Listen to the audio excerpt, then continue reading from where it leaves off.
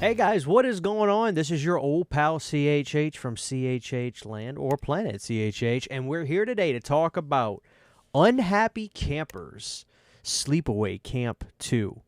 Now, the first thing you'll notice, which is kind of a bummer, because really you don't need to see a difference in the price with stuff like this, is it just says 4K Ultra HD. But in this situation, it might be a little bit different. Why is that? Well, that's because Sandblaster, as I like to call them, Sandblaster, they're called Sandpiper. Sandblaster Pictures has the rights to the Blu-ray, which we'll talk all about that. The Sleepaway Camp sequels, what can I say about them? Well, they star Pamela Springsteen. That's right.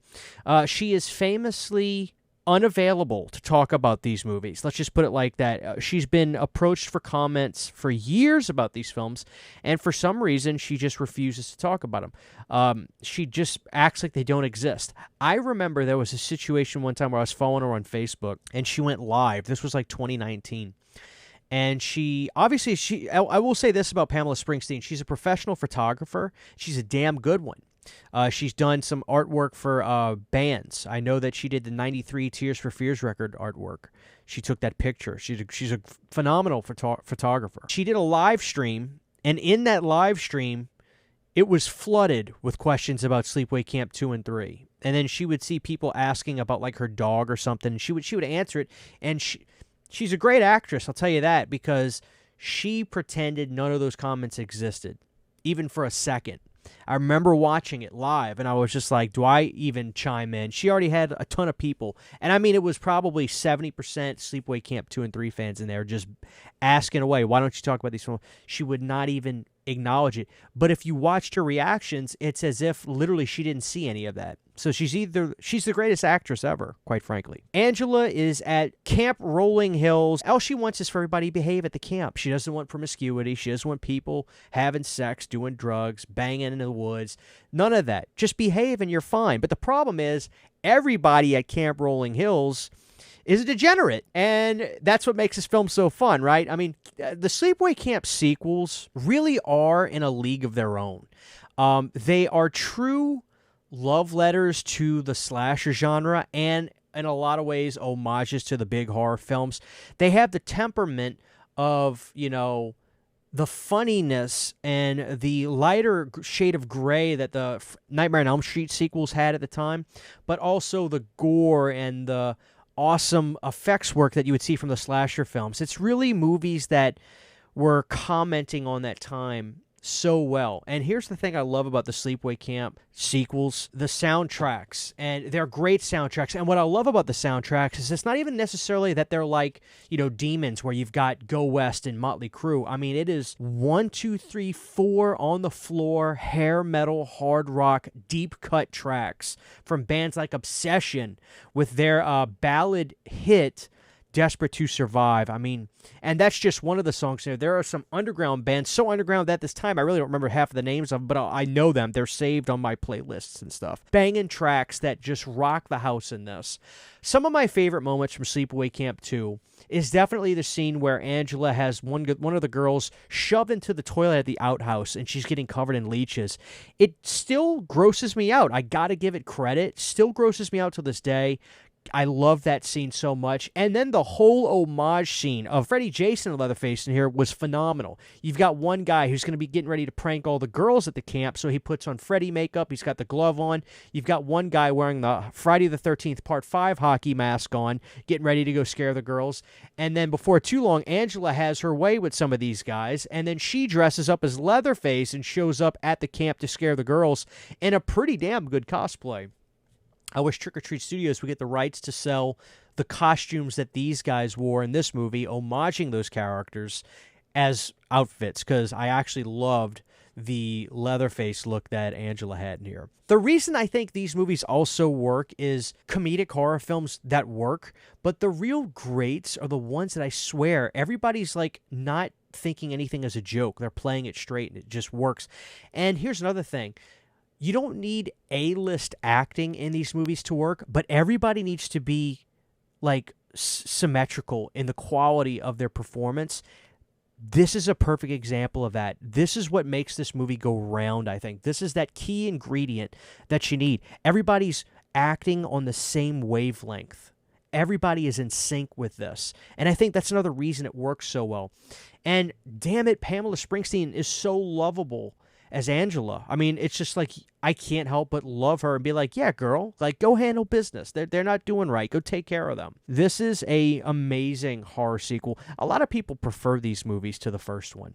And it's not hard to understand why. And I want one of those Camp Rolling Hill sweaters. I hope they make those. I want one. All right, guys, so this is obviously the 4K release. Obviously, if you get it off of Amazon, if you don't get the special editions, you'll get it with this slipcover. But, and I love this. You really can't beat this. But I will say, compared to the Blu-ray artwork that they did years ago, this is a vast improvement in my opinion. And I do like it. This is Devin Whitehead, I think. I think he did a journeyman's job on this. I think he did a good job. But, you can't go wrong with the original. So, I wanted both. I actually sprung for both. Plus, I love that the post-it they give of 2 and 3 is like so I'm going to get that hung up. So the first thing to talk about is the picture quality on this. This was taken from an Inner Positive, and they promoted it as such. They didn't shy away from it or say original film elements, which is always weird terminology. I hate when they phrase stuff that way. But this is the original film elements. Let's talk about the picture quality. Now, there is this right here, the Blu-ray, which is just, as far as it was described, just 1080p presentation. The Blu-ray looks fine. The Blu-ray, I would give the picture quality on it a 6.4, 6.5 out of 10. Inner Positives, this is actually some good news considering what we're just finding out about with Day of the Dead, that apparently it's the Inner Positive elements that they refound again. And they're going to use that for the movie, for the 4K that they're doing. This gives me good feelings about more Inner Positive 4Ks when needed. Obviously, you always want it to be the negative. But did I think this looked good? Yes. I thought it looked really good. As a matter of fact, I would say it's probably better slightly than a few 4Ks I've seen this year. And maybe it's just that my expectations were a little bit lower, so I was more impressed when I saw what I saw. But I would give the picture quality on this Inner Positive, I'd give it an 8.2 or 3 out of 10. I was really damn happy with it. And I also think if you're watching it on a Q or an OLED, which I have one of those, I actually think you'll really get more of a benefit from it. You definitely got that gorgeous uncompressed image where the image does not look flat at all. You can really sense the depth of everything, and everything look crisp, beautiful. Level of film grain, not over the top, but there, just an authentic look. It looked really good. I think this was worth going to 4K in terms of the bump in picture quality. So good news for Inner Positives. I mean, maybe there are some examples where I would be less than thrilled about it, but in this case, I kind of breathed a sigh of relief. I was like, okay, that looks pretty damn good. I mean, it really did. So I think if the event happens where it's films that we really want to see in high definition, and that's what we have, and there's a demand for the film, there's a good chance it will look pretty good. So I honestly, I would say that there is definitely a noticeable difference, as there should be, even, considering the source. The Inner Positive isn't exactly chopped liver, right? So I'm happy with the picture quality of this. Not the best 4K, obviously, this year, but in terms of the jump, pretty happy with it. I gotta say, I personally am pretty damn happy with it, and yeah, it's noticeable. So, good job on that front. So there you have it. All right, guys. So in terms of features, let's talk about that. The features on Sleepaway Camp 2. I'll let you guys kind of see the both of this and the Blu-ray. The cool thing is there's actually some new stuff on here. There is the new Return to Sleepaway Camp 2, looking at the making of the film with counselor Jeff Hayes, author of Sleepaway Camp, making the movie and reigniting the campfire, which was actually a really good feature. The guy has a lot of knowledge about the film. And his books look cool. I have to check those out. We also have another one, new I'm a Happy Camper, interview with actor Brian Patrick Clark, who had some great stories as well and talked about Pamela. And we have new Camp Carnage, Inside the Makeup Effects, interview with special makeup effects artist Bill Johnson. And, of course, we have a lot of the previous stuff that was on here from the Blu-ray. Here's the deal. Should you upgrade? Should you not upgrade? I would say this, and this is a custom slip that I have on this, by the way, just in case you're wondering. I would say this. If you have the Sandpiper release because you didn't have the Scream Factory Blu-ray because that went out of print, absolutely upgrade. I think, first off, you're going to get all the special features that probably aren't on that. As far as I know, they have like a trailer on there, and that's it. And the picture quality is probably fine. So if you have just a sandpiper releases, as much as I hate to say, well, I know you just got that, but the reality is, yeah, I do think it's way worth the price.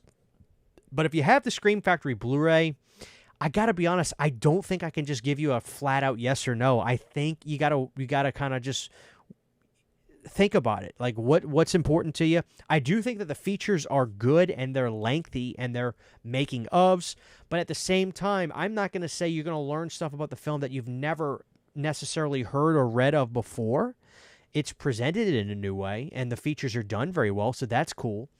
But if picture quality is important, I do feel comfortable enough, mind you, this is just my opinion. Feel free to watch some other reviews. I feel comfortable enough saying that I think that the picture quality improvement is definitely noticeable enough where you can feel like you're getting a new experience for sure.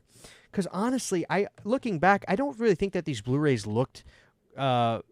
These Blu-rays were fine at the time, but I do think they look dated. But that doesn't mean that they look bad. I think I would give these, like I said, like a 6, maybe 6.5 out of 10 picture quality wise, and these are a little above an 8.10 in my opinion. So I think the picture quality is better. There are some new features on here. If you don't get them now, wait for the first kind of a sale on these. Check Amazon. Sometimes they'll drop them down to 27. And if that's the case, I think it'll be worth it then. So I think it's the best release so far for sure. And just to weigh your options. But me personally, I'm happy with this one. And I really love this film. So now I'm excited to do 3. We're going to do 3 soon. If it doesn't come out the next day, I'm doing these in order. So there you have it, guys. Sleepaway Camp 2. I'm going to give this release 2 thumbs up. 2 thumbs up for the picture quality and the new features, as well as putting the previous ones on there, of course, because sometimes they don't do that. But, yeah, there you have it, guys. Let me know your thoughts on this. Let me know your thoughts on the film itself, if you love these more than the original.